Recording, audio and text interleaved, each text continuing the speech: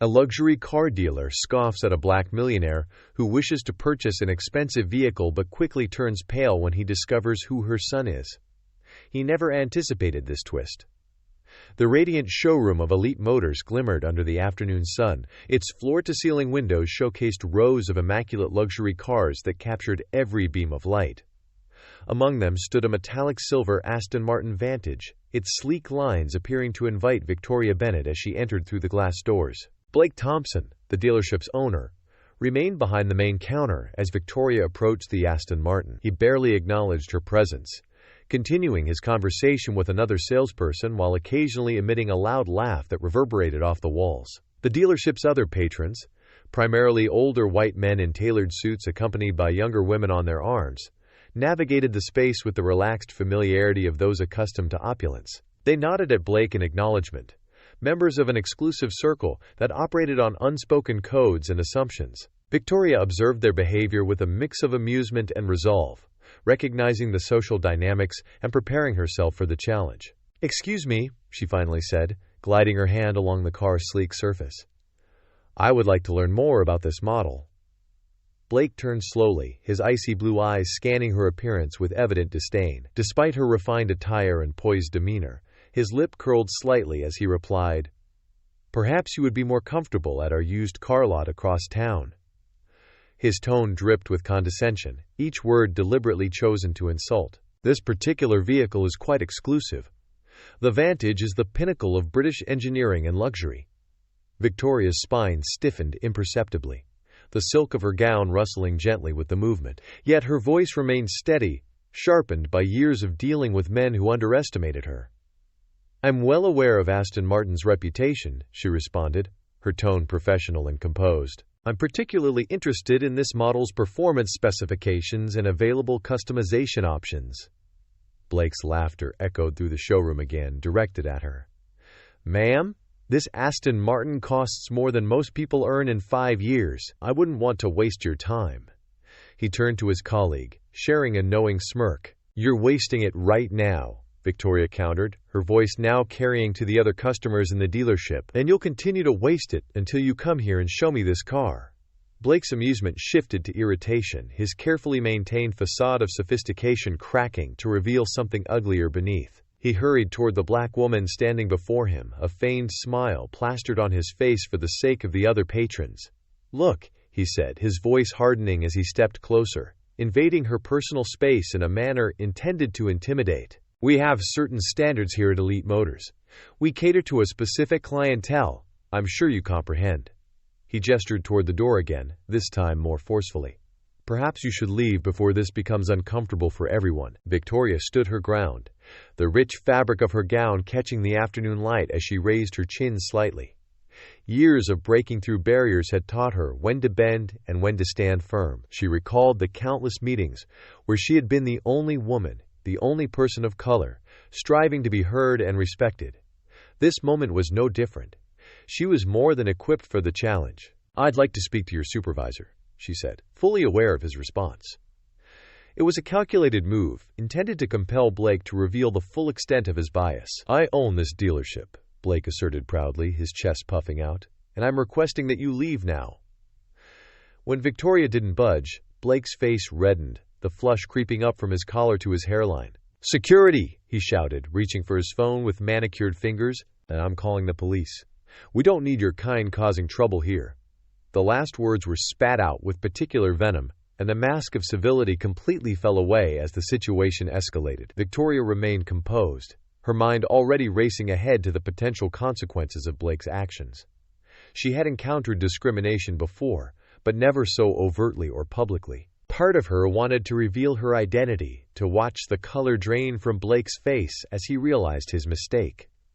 But a deeper, more strategic part of her understood that sometimes the most effective move was to allow your opponent to overreach. The security guards arrived quickly, their faces uneasy but compliant as they flanked Victoria. Minutes later, 2 police officers appeared, their expressions stern, as Blake spun a narrative of disruption and aggression, portraying himself as the victim of harassment and potential fraud. Despite Victoria's calm attempts to clarify the situation, she found herself being handcuffed, the cold metal pressing against her wrists behind her back, the beautiful silk of her gown bunching awkwardly with her arms restrained. Blake's laughter trailed her as the officers escorted her toward the exit. "Next time, know your place," he said, loud enough for everyone to hear. Victoria held her head high as she was let out, even as other customers stared and whispered. The handcuffs bit into her skin, but she refused to show any sign of distress.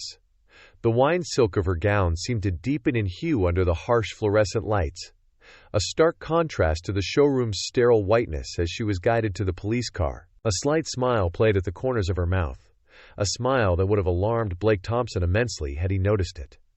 What he didn't know about Victoria Bennett could fill volumes, and his ignorance was about to cost him dearly. 25 years ago, she had started as a junior accountant at a small firm, enduring grueling days while attending law school at night.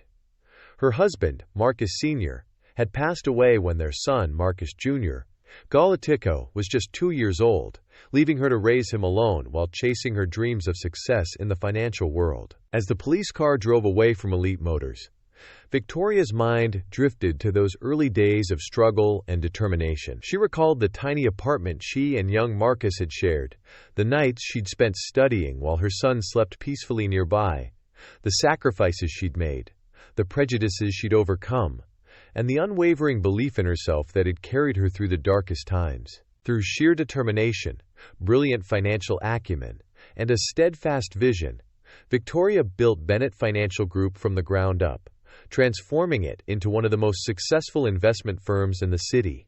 Her client list included professional athletes, entertainment moguls, and business titans who entrusted her with billions in assets. However, her genuine pride and greatest achievement were her son, Marcus Bennett Jr. Marcus inherited his mother's sharp intellect and determination, along with his father's impressive height and athletic build. He graduated from law school with honors, specializing in corporate law and civil rights litigation. He quickly made a name for himself in corporate law, becoming known for his meticulous preparation and ruthless efficiency in the courtroom. At 32, he was already one of the youngest partners at Preston & Howard, the city's most esteemed law firm. Victoria raised Marcus with strong values, teaching him about dignity, respect, and the importance of standing up for what is right. She showed him how to turn discrimination into determination and combat injustice with intelligence rather than anger. Their Sunday dinners often became impromptu lessons about business strategy and social justice, with Victoria sharing stories from her journey and Marcus absorbing every word. As the police station came into view, Victoria reflected on one particular Sunday dinner just after Marcus had won his first major case. They had sat on the terrace of her penthouse apartment, the city skyline sparkling before them like a sea of possibilities. "Remember, son," she had said, swirling a glass of Cabernet, "true power isn't about making others feel small. It's about uplifting others, about changing the system from within." Marcus nodded, his eyes shining with admiration and understanding. It was a lesson that shaped his career, driving him to use his legal skills for personal gain and meaningful change. His specialty made Marcus particularly formidable: corporate acquisitions and discrimination law. He'd earned a reputation for dismantling companies that engaged in discriminatory practices, using the law like a surgical scalpel. His cases were legendary in legal circles, not just for their success, but for their thoroughness in exposing systemic discrimination and forcing corporate change through legal pressure and public scrutiny. But today, as Victoria sat in the police station waiting to be processed, her elegant gown out of place among the harsh fluorescent lights and metal benches, she wasn't contemplating her success or her son's achievements. She was thinking about justice and how it sometimes arrives in unexpected ways. She considered all the others who had faced similar treatment but lacked the resources to fight back. Her humiliation would serve a greater purpose. It would become a lesson that Blake Thompson and others like him wouldn't soon forget. As she waited, Victoria's mind was already devising a plan. She thought about the networks she had built over the years, and the alliances she had formed with other powerful women and minorities in the business world. She thought about the media contacts who would be very interested in hearing about a prominent CEO's treatment at an exclusive car dealership. And she contemplated the legal strategy she and Marcus would craft together, transforming this indignity into a catalyst for change. 1 week later, Blake Thompson sat in his office at Elite Motors, reviewing the latest sales figures with satisfaction. The incident with the difficult woman, as he described it to his staff, was already forgotten, filed away in his mind as just another day of maintaining the dealership's standards. He'd dealt with her kind before. People who didn't know their place in the world of luxury automobiles and thought they could flash a wad of stolen cash at him to purchase one. But he was a tough nut to crack, and would not disrespect his cars for profit. The vehicles he sold were precious jewels, and he would not let them look cheap in the hands of individuals who didn't deserve them. Suddenly, his intercom buzzed, interrupting his self-congratulatory reverie. "Mr. Thompson," his assistant's voice came through, carrying a note of uncertainty he'd never heard before. "There's a Mr. Bennett here to see you. He says he has an appointment." Blake frowned, not recalling any appointment, but the name Bennett stirred something in his memory. "Send him in," he said, straightening his tie and preparing to display the same casual arrogance that had served him so well over the years. The man who walked through his door was imposing, 6 feet tall, wearing an impeccably tailored Tom Ford suit that made Blake's look off the rack in comparison. His dark skin seemed to radiate health and confidence, and his smile was both professional and slightly predatory, reminiscent of a shark who had just spotted its prey. "Mr. Thompson," Marcus Bennett said, extending his hand, his Harvard ring catching the light. "I believe you met my mother last week, Victoria Bennett, the woman you had arrested for attempting to purchase an Aston Martin." The color drained from Blake's face as recognition dawned, the memory of his actions suddenly replaying in vivid, uncomfortable detail. His hand trembled and his face turned pale as he reached for the papers Marcus had placed on his desk with deliberate precision. "This is a notice of legal action against Elite Motors for discrimination, false imprisonment, and defamation," Marcus explained, carrying the weight of years of legal experience and promising future consequences. "I'm also filing separate complaints with the Consumer Protection Bureau and the Civil Rights Commission. My team has already gathered statements from witnesses present that day, including several of your regular customers who were, shall we say, disturbed by your behavior." Blake's mouth went dry as he scanned the documents, his eyes widening at the detailed allegations and the potential damages listed. "Now see here, there must be some misunderstanding," he stammered, his earlier confidence evaporating like morning dew under a harsh sun. "Oh, I understand perfectly," Marcus interrupted smoothly, adjusting his platinum cufflinks, a gift from his mother on his first significant legal victory. "I understand that you had my mother, Victoria Bennett, CEO of Bennett Financial Group, handcuffed and arrested for trying to purchase a car from your dealership. I understand that you laughed while it happened, and I understand that your actions violated at least 15 state and federal laws." He paused, letting each word land with precision. "I also understand that this isn't the first time you've displayed such behavior. My firm has already been contacted by 3 other individuals who had similar experiences at your dealership." As Marcus spoke, memories of his childhood flashed through his mind. He remembered watching his mother work tirelessly, building her business from the ground up. He recalled the nights she'd come home exhausted but still found time to help him with his homework and teach him about resilience and integrity. The lessons she'd imparted weren't just about success in business, but about using that success to make a difference in the world. Blake's face had gone from pale to ashen. "Bennett Financial Group," he whispered, the name finally registering in his mind and its implications.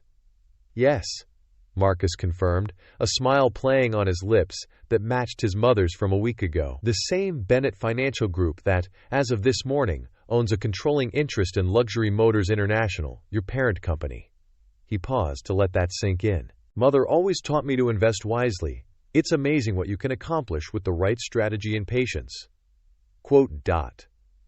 Blake collapsed into his leather chair, his laughter from a week ago replaced with shocked silence. The awards on his walls suddenly seemed to mock him, testimonies to a success built on prejudice and privilege that was about to come crashing down. "You'll be hearing from the corporate board this afternoon," Marcus continued, straightening his cuffs deliberately. "But I wanted to deliver this personally. Mother also taught me about the importance of looking people in the eye when delivering important news." As Marcus spoke, he thought about the countless times he had seen his mother face adversity with grace and determination. He remembered her pride when he decided to specialize in civil rights law alongside corporate acquisitions. Standing in Blake Thompson's office, this moment felt like the culmination of everything she had taught him about business law and fighting injustice, with intelligence and strategy rather than brute force. Blake's mind raced, searching for a way out, for some explanation or excuse that could salvage his position. But as he looked at Marcus Bennett, impeccably dressed and radiating quiet confidence, he realized the magnitude of his error. This wasn't just about one woman he had misjudged. It was about a systemic problem that had finally caught up with him. "Mr. Bennett," Blake began, his voice barely above a whisper, "surely we can come to some arrangement. I never meant to. That is, I didn't realize." Quote. Marcus held up a hand, silencing Blake mid-sentence. "Mr. Thompson, the time for arrangements and excuses has passed. What happens next will be determined by the board and the courts. I suggest you use this time to reflect on how you've conducted business and treated people. Perhaps some good can come from this situation if you learn from it." Quote. As Marcus turned to leave, he paused at the door, his hand resting on the polished handle. "Oh, and Mr. Thompson, Mother decided to purchase her Aston Martin from your competitor across town. They were much more accommodating." His smile widened slightly. "In fact, she bought two, one for herself and one for me. We'll be sure to drive past here occasionally just to admire the view." Quote. The door closed behind Marcus with a quiet click, leaving Blake Thompson alone with his regrets, his face as pale as the papers that would soon end his career. The sound of his own laughter from that day echoed in his memory. Still, it sounded hollow and haunted, reminding him how quickly fortunes can change when justice finds its mark. In the following weeks, the story of Victoria Bennett's experience at Elite Motors made headlines. It ignited a national conversation about racial profiling in high-end retail spaces and the persistent barriers faced by people of color in accessing luxury goods and services. Victoria found herself inundated with messages of support from individuals who had faced similar discrimination but lacked the resources to fight back. Seizing the moment, Victoria and Marcus launched a foundation dedicated to providing legal assistance to victims of racial discrimination in consumer settings. They used the publicity from the Elite Motors case to raise awareness and funds, transforming a personal affront into a movement for change. Meanwhile, Elite Motors underwent a complete overhaul. Under pressure from Bennett Financial Group and facing a PR crisis, the board implemented sweeping changes. They instituted mandatory diversity and inclusion training for all employees, revised their hiring practices to ensure a more diverse workforce, and established a zero-tolerance policy for discrimination. Blake Thompson, stripped of his ownership and facing multiple lawsuits, was forced to confront the consequences of his actions. As he watched his carefully built empire crumble, he began to understand the true cost of his prejudice, not just in financial terms, but also in the opportunities lost and the people he had hurt along the way. In her new Aston Martin, Victoria Bennett smiled as she drove past Elite Motors one last time, the engine purring smoothly beneath her. She taught her son well, not just about business and law, but about something more important. Justice served cold was still justice served. And sometimes the most elegant revenge was simply showing others the consequences of their actions. Have you ever faced discrimination or prejudice in a place where you rightfully belonged? How did you handle it? And how did it impact you? If you were in Victoria's position, would you have pursued legal action or approached it differently? Share your thoughts and experiences in the comments below. And thank you for listening to this powerful tale. Join us for more compelling stories like this.